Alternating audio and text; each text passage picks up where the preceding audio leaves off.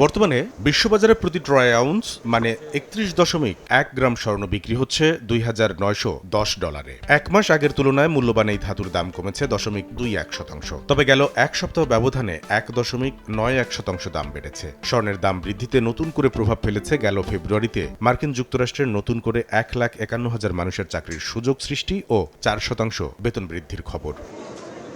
গেল মাসে সাদাসোনা খ্যাত প্লাটিনামের দামও কমেছে বিশ্ববাজারে। এক মাসে এই ধাতুর দাম 5.7% কমে প্রতি ট্রয় আউন্স বিক্রি হচ্ছে $964.20। দরপতনের কারণ হিসেবে ডলারের দাম কমে যাওয়া চীনা ব্যবহারকারীদের চাহিদায় পরিবর্তনকে দায়ী করছে আন্তর্জাতিক গণমাধ্যমগুলো। মাসিক হিসাবে স্বর্ণ ও প্লাটিনামের দাম কমলেও বেড়েছে রূপার দাম। বর্তমানে প্রতি ট্রয় আউন্স রূপা $32.51 বিক্রি হচ্ছে বিশ্ববাজারে, যা এক মাস আগের তুলনায় 1.4% বেশি। এই ধাতুর দাম বৃদ্ধির জন্য মার্কিন প্রশাসনের অস্থিতিশীল শুল্ক নীতিকে দায়ী করা হয়েছে। এ সময় কমেছে কপারের দামও। এক মাসে প্রতি পাউন্ডের দাম 0.34% কমে বর্তমানে বিক্রি হচ্ছে $4.68।